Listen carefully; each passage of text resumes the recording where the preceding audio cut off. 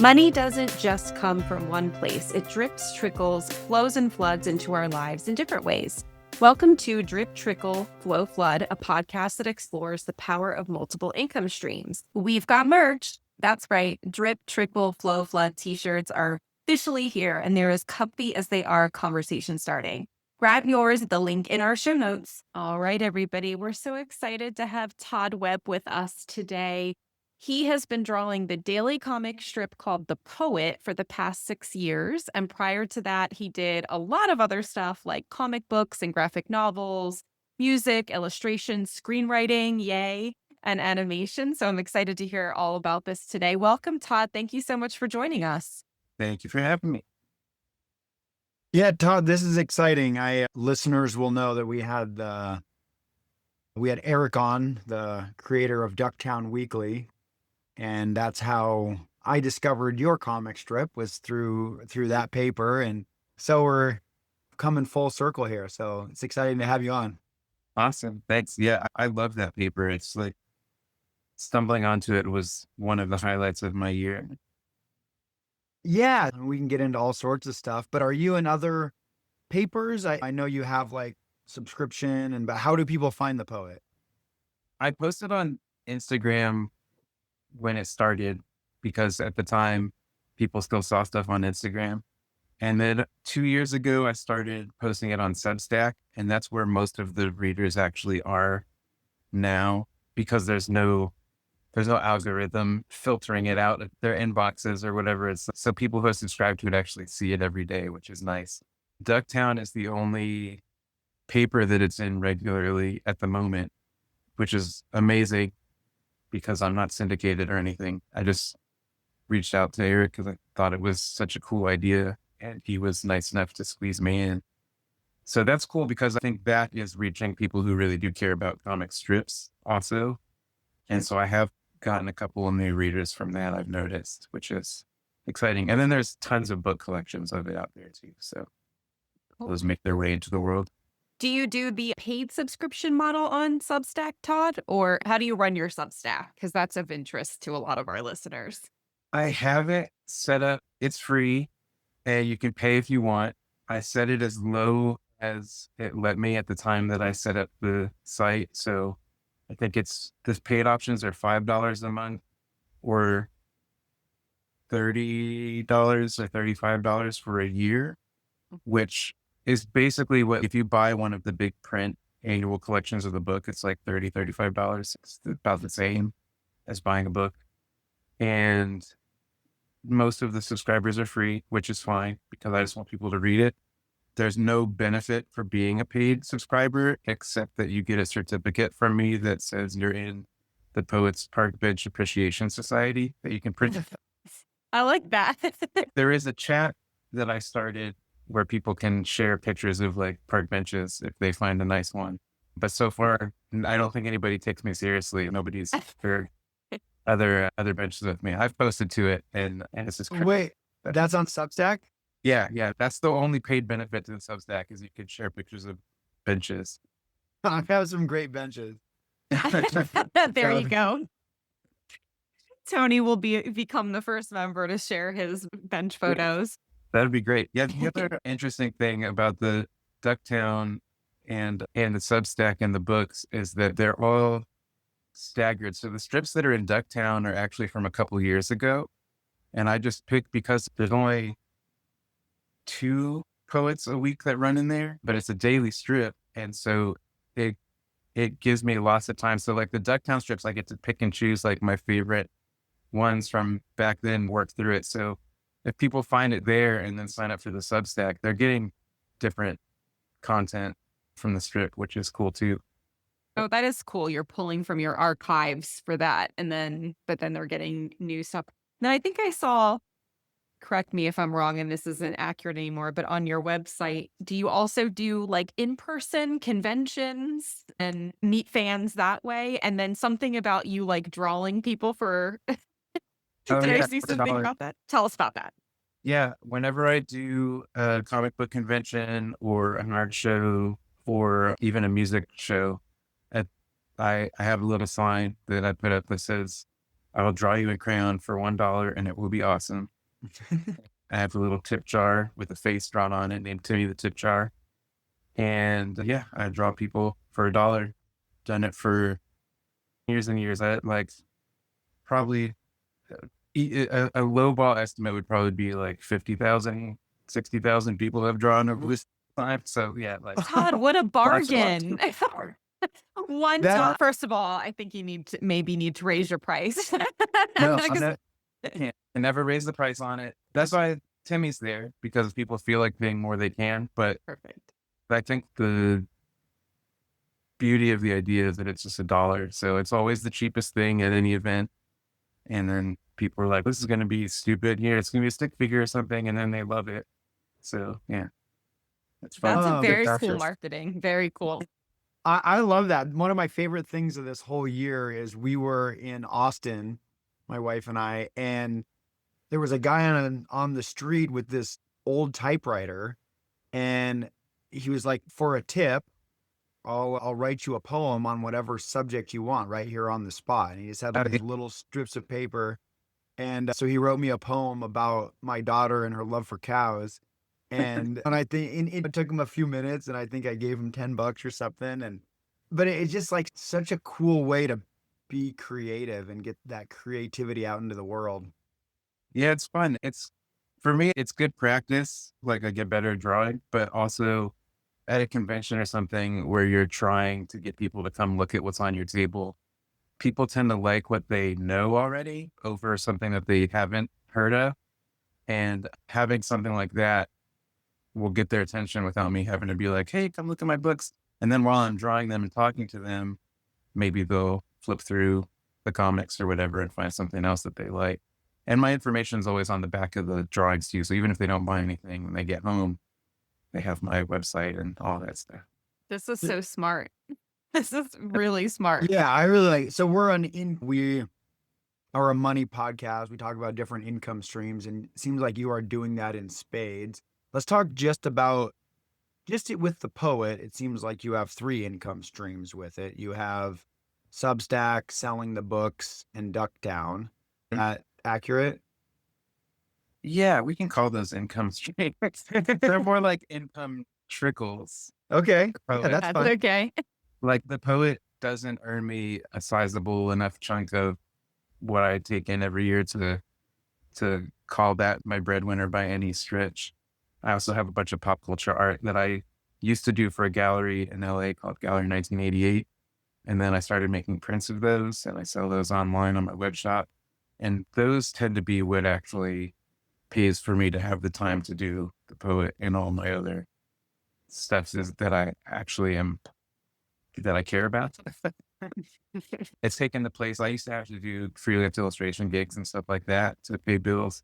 And now just selling the prints covers that for me. I have a big print show every year in Charlottesville, and that kind of stuff makes it possible for me to spend some of the week filling orders and then the rest of the time writing and drawing the poet. So how do people find that stuff? I'm not seeing that through your Toddbot website. It's on the shop tab. Like it's my Etsy shop.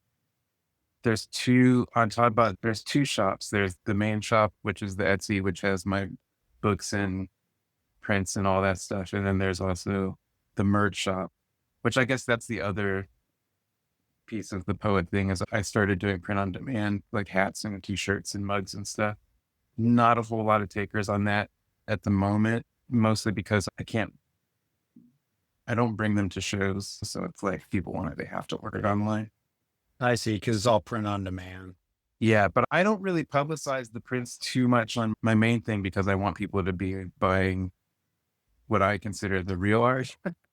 But it's there. And Etsy has its own crazy promotion within its own site and stuff. So I think most of my sales come from random people looking for gifts online.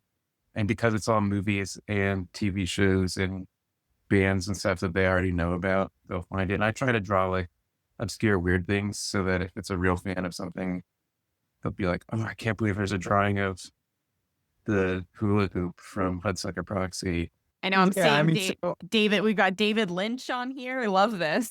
yeah, Jeff Goldblum's on here, and we got a Luke Uh-huh. Skywalker and Cran and Very cool. The Burbs. I haven't watched that movie in a long time. Now I'm gonna have to go back and rewatch The Burbs. It's one of my favorites. Yeah, I just So those are like a mix of like when I first was doing them because they were through Gallery 1988, we had like group shows all the time that were themed about certain movies or certain eras. And I would just pick my favorite things and draw those. And then people started commissioning me to do stuff. And if somebody commissioned me to do something that I know other people like, then I'll make a print of that and throw it up afterwards.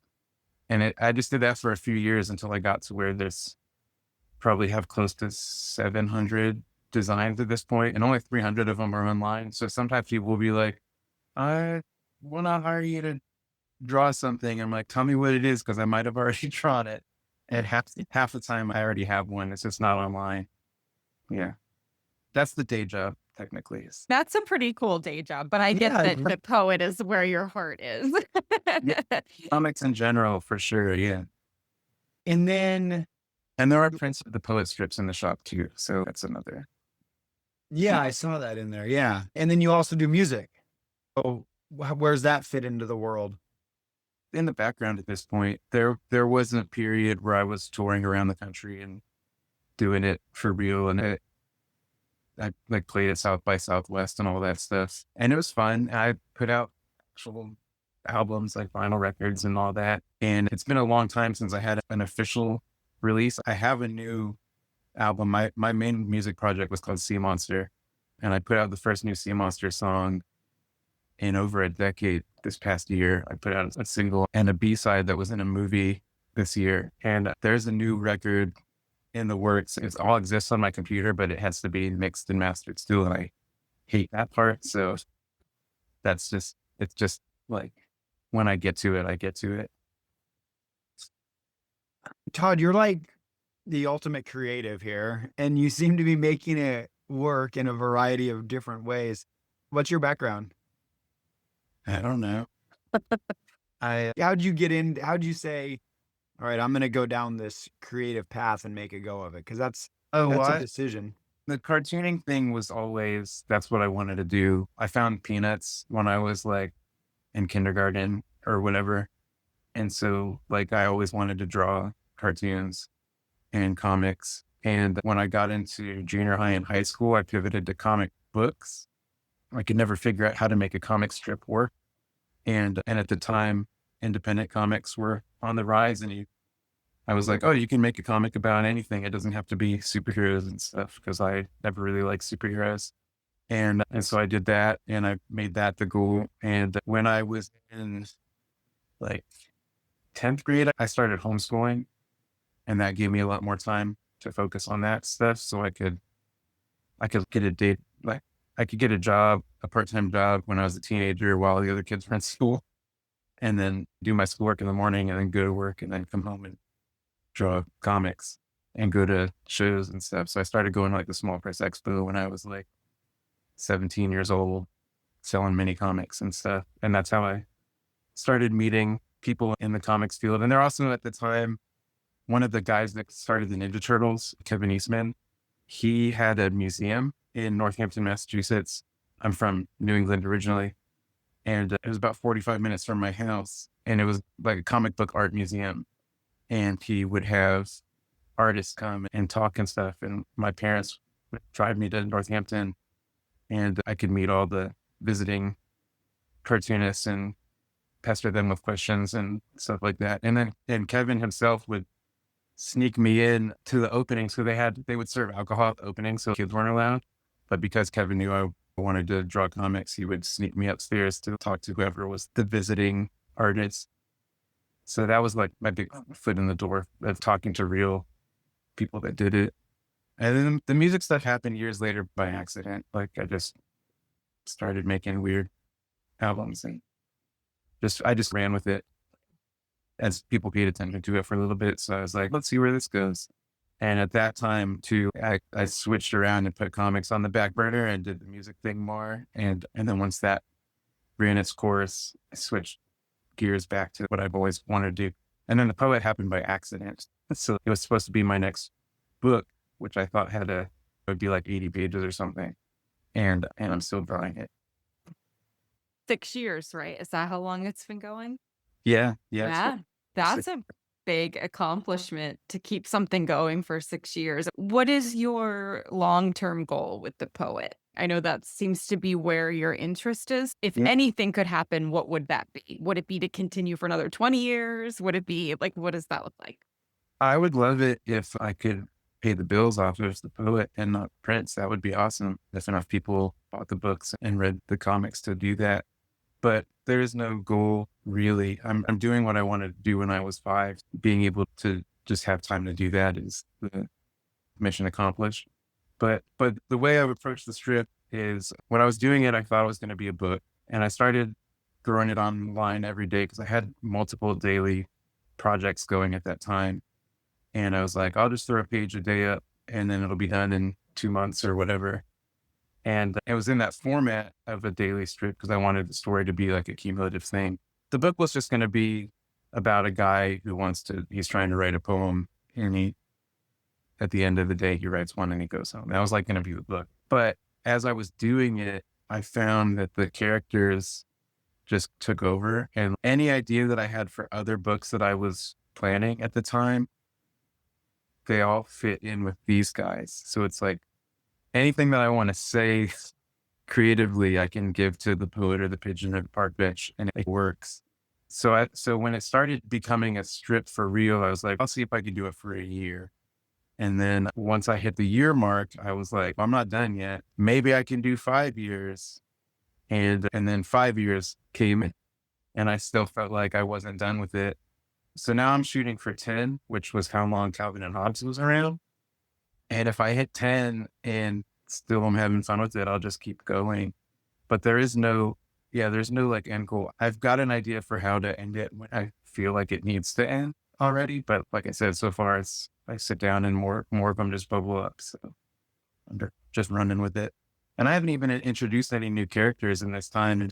Oh, When you think about Peanuts and strips like that, the cast grows over yeah, years. sure. When people think of Peanuts, they think about Lucy and Peppermint Patty and Marcy and Schroeder. And like those characters didn't come until years into the strip. Like Peppermint Patty didn't show up until the strip was like 25 years old or something.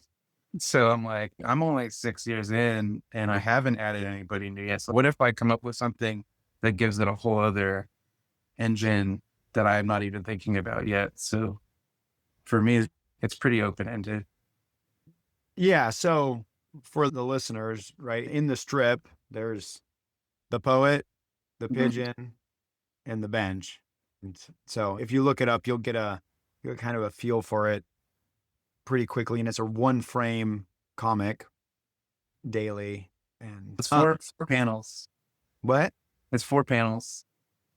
Oh, so in the Four panels. It's a 4-panel comic strip. Yeah.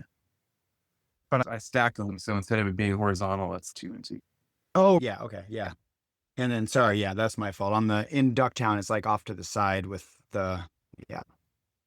And so with that ongoing creation, do you sit down and write 10 of them, or do you sit down and write one of them and then you got to write another one tomorrow?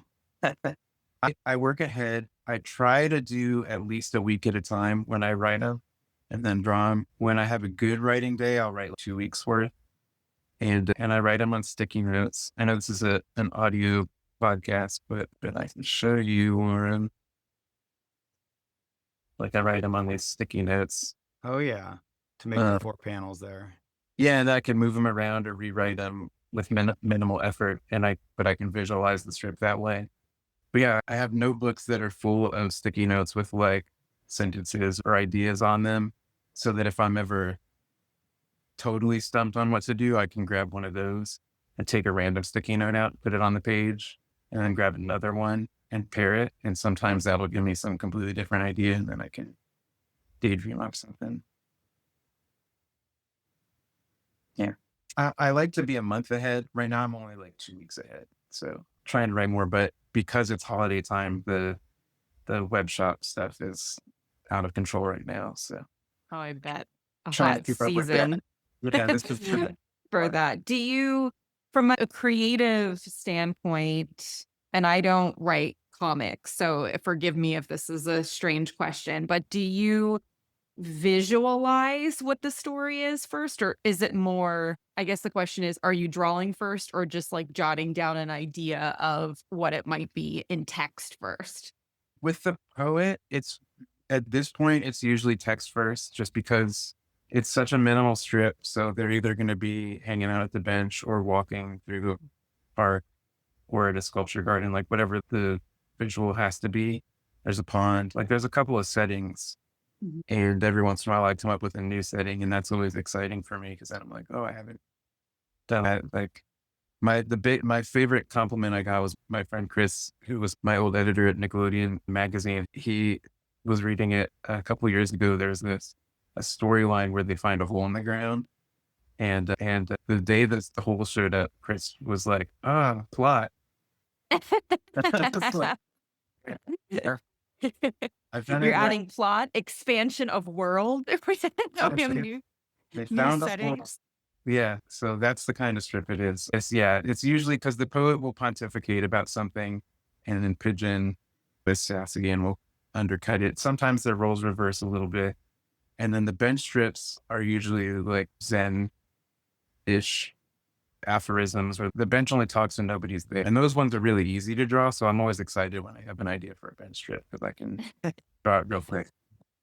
That's cool. So speaking of Nickelodeon, because you said you just did some work with their magazine, I know you don't have a specific goal necessarily for this comic, but I mean, is that anything you've ever thought of? Is this turning into a different medium? The Peanuts cartoon is obviously movies and merchandise and all sorts of things. You do have merchandise, obviously, already, but do you envision it? Because I also know you said you're a screenwriter. So do you ever envision this making it to film or television someday? Yeah, I have. I've started on a script for a poet holiday special, but it's not. It's the New Year's. It would be the poet's New Year's Day special because everybody talks about New Year's Eve. So it would be Hmm. about like January 1st, which no Hmm. one cares about as much. And I have the idea for that. And I have talked with some people about maybe getting that going in the future, but it's not really anything that I'm focused on or spending a lot of energy on. It's like it's way in the background. Like the strip is the main thing. Is if somebody comes up to me and is, hey, we want to do this thing, then maybe it would happen. But it's not anything that I'm actively like pursuing or pitching around or anything. Gotcha. So you're open to an option deal for the right option deal, Yeah, potentially. for sure. For sure. I have my screenwriting experience is just I had a TV show that I sold and got to develop and everything. And it was a super fun thing that I never planned on doing. And it didn't get produced ultimately, but I was like a whole skill set that I learned and I really enjoyed. And writing used to be before the poet, writing was the thing I had the hardest time with. And then because I'd been doing the poet for a year or two at the time the show thing happened, I figured out the way that my brain works for writing stuff and I really enjoy it. So like I'm writing other screenplay projects now that may or may not show them to people. Like I'm just writing them for my own amusement. Yeah. And once they hit a point where if I feel it's good enough, I have people that I can show it to that like maybe there's a chance of it getting an option or whatever. But like with that stuff, I honestly don't even care if it gets produced. Like the nicest part about it was getting paid to daydream stuff and learn it. Because I like feel you. the comic doesn't pay me. And my career as it is, in air quotes, because I don't think of it as a career, in comics has been like all of as graphic novels have become more prominent in the bookstores and stuff. I've talked to all of those big publishers over the years, and it's been the same thing where they're like, we like what you do, make something for us. And then I'll make something for them. And then they're like, no, we don't want that. And I don't get paid anything for all of that work. And with the TV thing, they're like, yeah, we like that. Here's some money. Come up with some more. Mm. And then at the end, it's still, no, we're not going to do it. But I'm like, I got compensated for it and I had a blast. So with my screen projects, it's if I ever do sell another one, even if they don't make it, I'll the fun of it is in the creating of it for me. So that would be cool. And then if they pay me for it, then that's even better. And then if they make it, then that would be like icing on the cake, even if it's terrible, because it means somebody else went and tried to build something out of a daydream. So your world is real fascinating to me. There is so many kids and adults trying to figure out what the heck to do with themselves. And you came out of this world or created this world from the time you were 5 up through, and then in your teenage years, dove into being creative and pursuing your passions as a way to make a living. I think there's a lot of inspiration in your story that you said, this is what I'm passionate about. Your parents said, all right, we're going to help you pursue this idea. And then you have these people in the industry that saw something in you, even if it was nothing more than desire, and gave you that opportunity. So what I feel like, I don't know that much about you, but you seem very fortunate that you've been able to live this life pursuing these passions. Talk a little bit about that. And then also the fact that maybe the realities or the stressors or whatever of the fact of you still have to feed yourself with these different things. Yeah. I haven't always been able to do it full time. The last time I had a day job was like 11 years ago. I worked at Starbucks, and I've had lots of weird day jobs over the years. Most of them are just like, I didn't go to college because at the time they didn't teach sequential art or anything at colleges. Like the kids now can go to school and study comics and stuff. But I had friends that were professionals that were older than me. So my thought about college was like, I already know what I want to do. Why pay money when I can just ask the questions and get on with it. And so I didn't have the student loans or any of that stuff to deal with that a lot of people start out with, which helped. And then I kept my overheads pretty low in the real world for the most part. But I have had lots of jobs here and there. In 2008, when everything crashed, that's when Nickelodeon Magazine went away, and lots of the freelance stuff that I'd been paying the bills with at that time evaporated. So I had to get a day job again. And that's where I'm not going to school bites, because then I don't have anything on paper saying I'm qualified for anything, even though I've done like all this weird stuff. So I always have to get an entry level retail job somewhere or whatever. So that was like a reality thing. And now too, I'm married. I'm on my wife's insurance now, so that helps with that stuff. And we split all the bills and everything. But yeah, the financial side of it is weird. I try not to think about it too much, because then it will bring on some existential crisis. So it can all go away tomorrow, but it can all go away tomorrow anyway. Yeah. Or, but the way I try to do it is do the work that you want. Don't worry about if it's your career or your job or whatever. Like I was drawing comics on the counter at the video store that I worked at when I was a teenager. It's like, there's always time it seems like there's not time to do stuff when you have another job, but there's always time, even if it's only 30 minutes a day or something. Like you can chip away at whatever your creative projects are, and eventually they'll exist. And it doesn't have to be your main thing to be the thing that is fulfilling. It's nice when it is. It's also more stressful when it is, because you have to keep track of taxes and all that stuff. But I definitely do think I've been fortunate, especially the past decade, to be able to really focus on stuff that I care about making, and just trying to do the best I can at that. Yeah, the next question I was going to ask you is, what advice do you have for someone that wants to enter the creative world? And I think maybe you answered it there when you said, do the work you want to do. Yeah, do the thing that you want to see out there that's not there. And also give it to people. Don't worry about making money off of it, because the money will follow at some point. So just give it as a gift. And like when I started out, I was making photocopied mini comics, and I would just mail them to artists that I like and go to shows and give them to people. If somebody that I admired was there, I'd be like, here's this thing that I made. And then you're in it. It's like, as soon as you make something and give it to somebody else, it exists. It's out of you. It's to them now. And it's a real thing. So it doesn't have to be a big, glossy, professional, mass produced thing to be real. Kind of like this podcast, right, Melissa? I just discovered that I had my microphone a few feet away from me after we were 35 episodes in. We just started recording and started talking to people, and That's awesome. Yeah. this will be, I think when this is released, it'll be probably around the 40th episode. Oh, wow. That's cool. Yeah.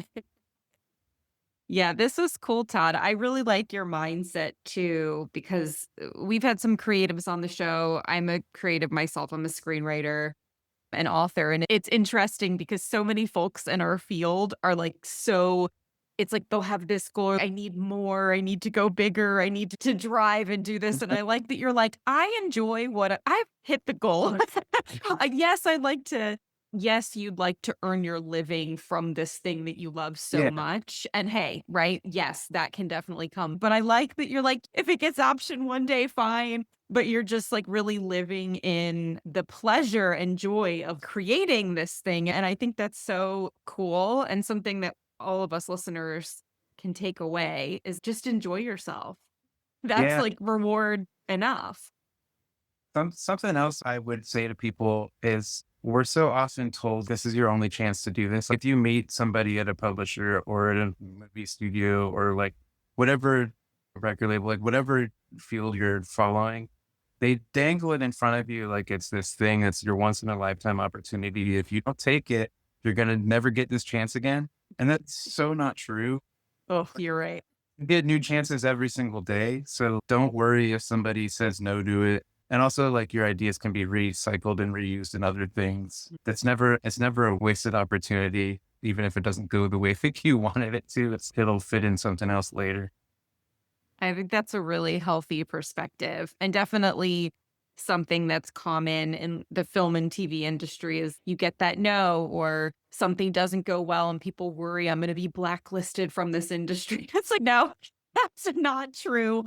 Yeah. It's not true. And there are always more opportunities. I feel like we could have a whole episode, you and me, Todd, on just that. But for today, we'll rest on your words that there are always more opportunities out there, and just to keep going. So thank you for sharing that with us.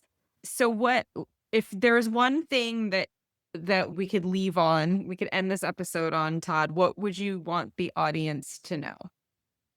Could be about your art, anything you want to share. I don't know.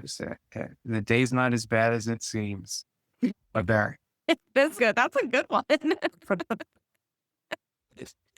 I think could that be one of your issues? I feel like that's a comic right there. There's like some story around that. There's a lot of wisdom in the poet.